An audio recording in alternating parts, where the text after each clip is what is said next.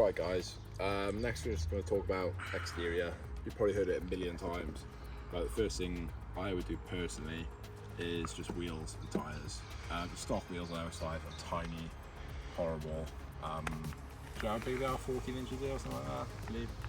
So yeah, going up in the size helps a lot with your fitment, but obviously your wheels, your tyres, your body kit, your suspension all together has to work cohesively to have a good fitment. So if you buy big wheels, you're then not going to be able to slam your car. If you slam your car, you're going to have to get smaller wheels, stuff like that. So you should kind of, it's hard, but you have to buy them all kind of at the same time, otherwise it's going to be quite difficult to get your fitment right. So for both the cars, we're actually running the same 15-inch rim. Mine are a 9J, Dad's are an 8J. What does J mean? I don't know. Right, now I know what J means. What does it mean? It's your inches. I thought it was inches, but I didn't want to say it was inches because it was wrong. So 9 inches, 9J.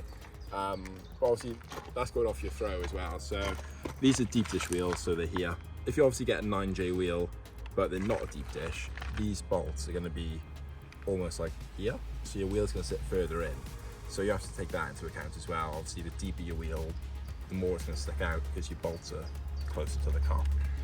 So tyres, 195 50 15s, and the front is a 175 stretch, a 195 wheel. It's what? Stretch. So 195 wheel here, but it's a 175, so all this is stretched. I wouldn't recommend stretching your tyres, but if it's just like 20, 30, it should be fine. But if you're adding loads of camber to your car on the stretch tyre, the surface area on the rubber is going to be like nothing, so it's a bit stupid. Dad's car's not lowered, so he is rocking 195 45. So instead of 50 profile tyres, 45. You'll see if you look back and forth between the two.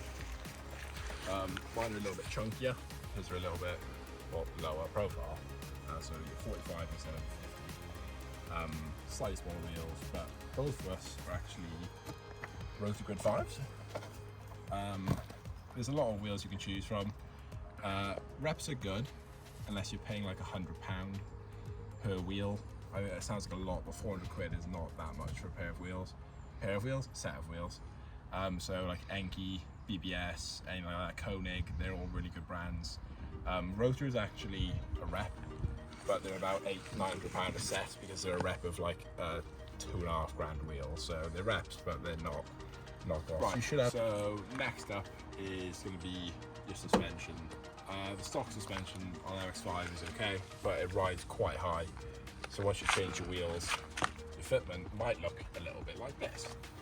So it's not actually stock suspension, but they're not coilovers, they're not adjustable. What are they, Dad? They're Bilsteins. Bilstein.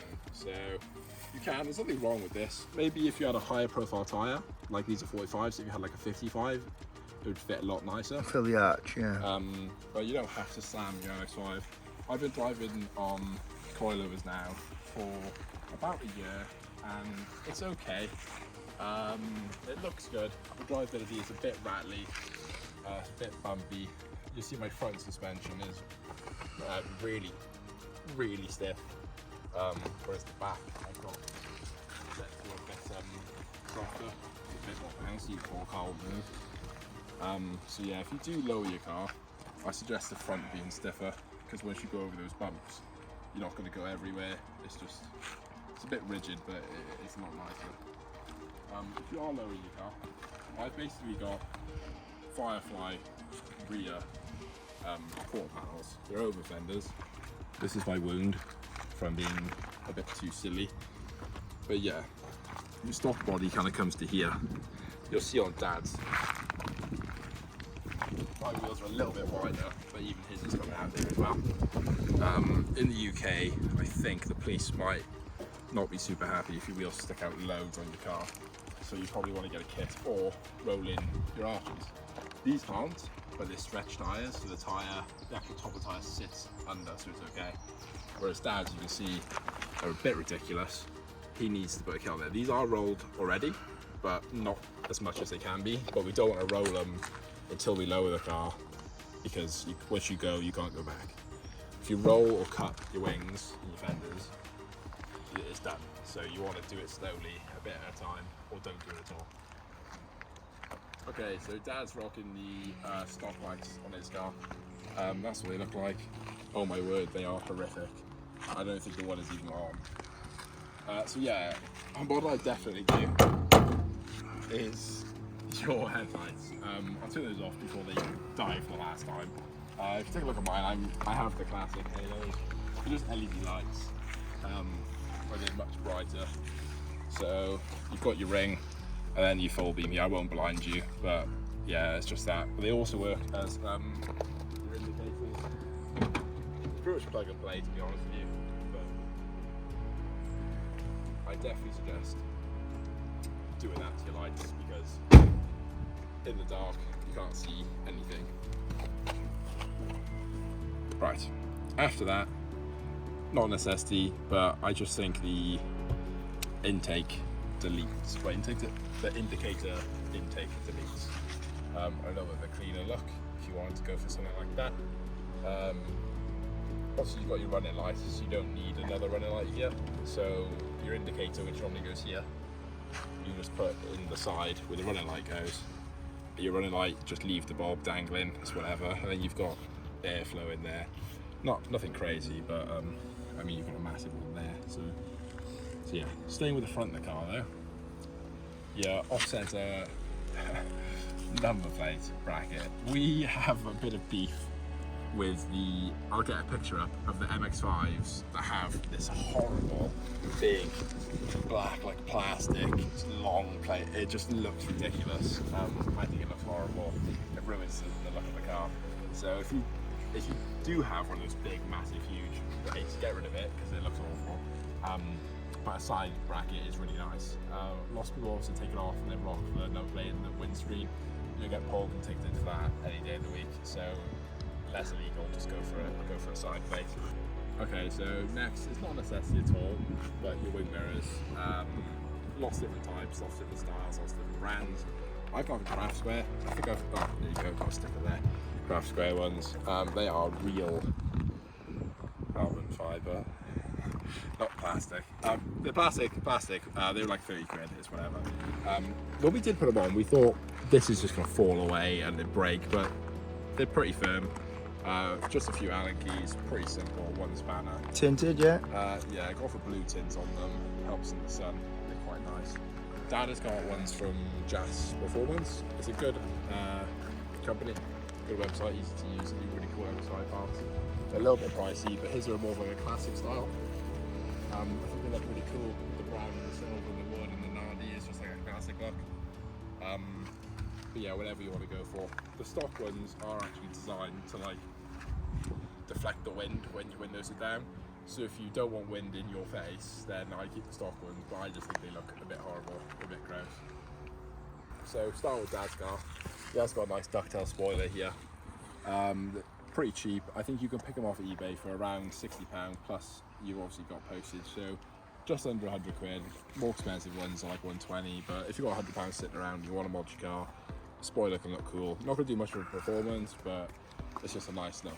If you don't want a spoiler, more of like a slick boot. I have that. I feel like I put a spoiler on it though, to be honest with you, but I did get a boot lid which has a brake light on it, which I'm sorry if I'm offending anyone, but I just think it looks really horrible when you have a brake light here. I think it looks just gross, so we're just painting straight over it. I haven't had any problems driving for a year with police saying I don't have a brake light, so it should be fine. But yeah, speaking of lights, that used to be a reverse light. We did do a video on it. I'll put it in the description or something. Someone crashed into my car.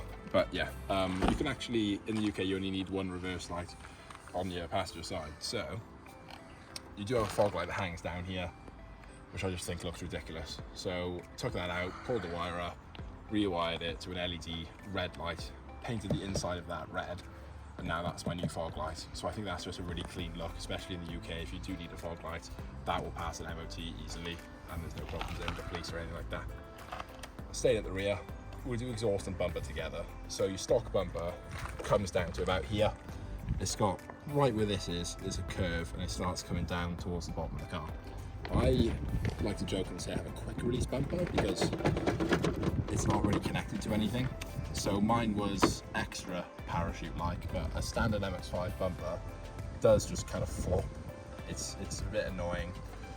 So we think this cut look, we did do a video on that as well, is a really clean way of well, making the car look cleaner. You can also see your exhaust, so if you've got like your back box, your muffler, anything like that, if you've got it polished and nice and shiny, it'll look really cool. So yeah, going off the exhaust, another reason why you might want to cut your bumper.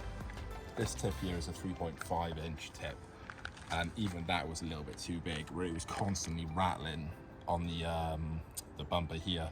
So if you get anything bigger than a 3.5, you're going to want to cut your bumper, definitely. Dad has a twin pipe on his, and it was actually melting away at the bumper. When we cut it off, it was melted. So we'll show you that over there as well. You've actually got a little bit of a mod on you to stop it. Yeah, it's starting melting. So over here we've got a twin exit, like a shotgun exhaust. We've put this plate here to stop it melting, but even then we did cut the bumper up. I just think it looks way cleaner. Even on a car that's not lowered like Dad's, it still looks really, really cool. I wish they come like that stock, to be honest with you. Okay, so I forgot probably the most important one. Stop. It's the end of the video, so I forgot the most important thing. Stop. Your brakes. So wherever this is in the video, I'm recording it last, but the brakes. Yeah, you're basically whatever you do. Tires, wheels, suspension, brakes, these are the most important ones. You want to get some new calipers, some new discs, some new pads. I'll run you back a little bit. Most of them are expensive. I have EBC brakes. I don't know if I've got a sticker somewhere inside in the bottom corner there. It's a blue and red logo. If you see that logo, EBC, they're quite good. I've seen a few drift cars with them on. Whatever you want. Dad's rocking Brembos because he had more money than me. And you have.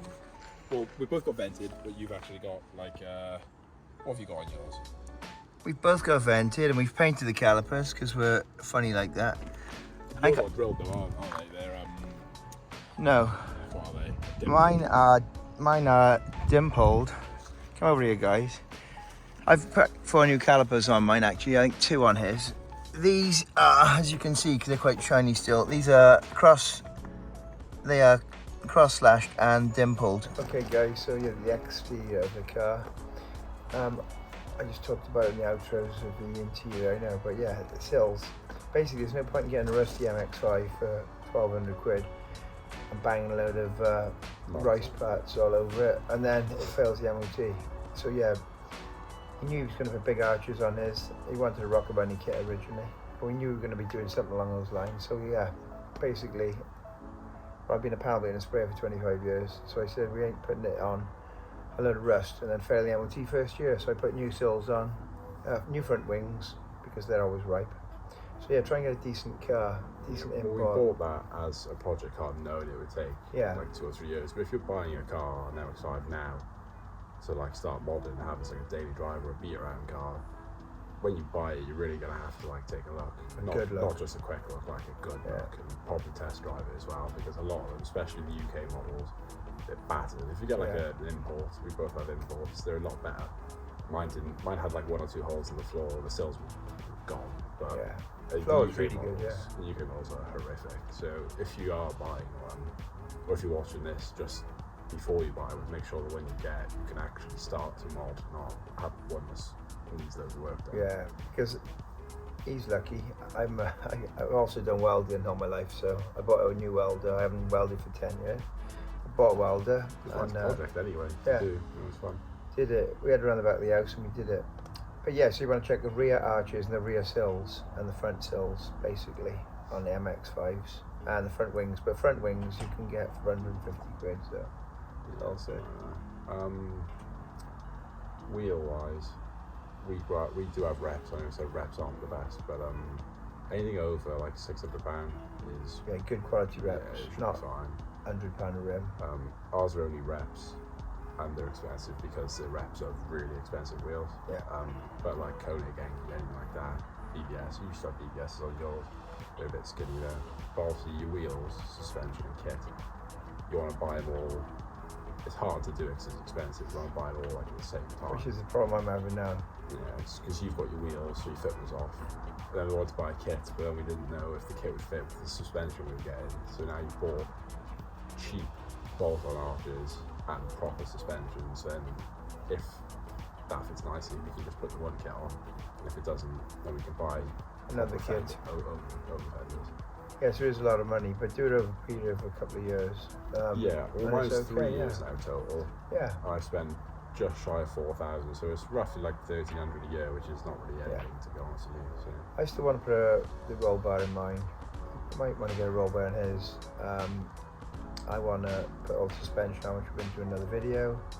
I also want to paint the front bumper, and put the arch and buy a proper arch kit.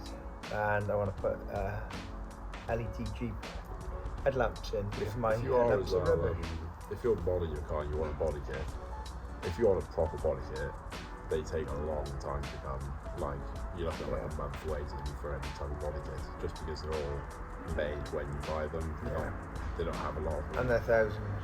Yeah, so if you want a full body kit, it's going to be like $2,000, and it's going to be like a month waiting. So, but yeah, what I'd say is buy it not as your daily driving car, but if you do, then you're going to have an open mind. It's going to take a long time. And an open garage. And an open wallet. An open wallet, yeah. Because it was actual blood, sweat and tears. Yeah, so it's been a journey. He's got another video up of all the stills of the car, because we didn't have a YouTube channel then, so yeah. I got the stills of my car all the way through, much more stills of his car all the way through, trying to rip down, tear down and build back up. My car is on Instagram, so I've got like a tag for it, but it's got the whole build there and everything I've done. Yeah. Actually, by the date it was done as well. And yeah, we're doing it because we love it as well, and it's fun to do. So we thought we may as well start documenting now. I wish I'd started 5 years ago, you know, but yeah. Nice one, guys.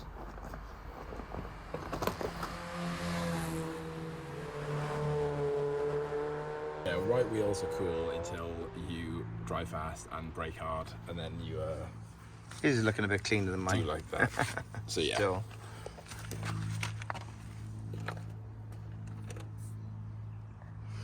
Yeah, I think that's a wrap. I hope your finger's not covering the mic, because that would be really bad.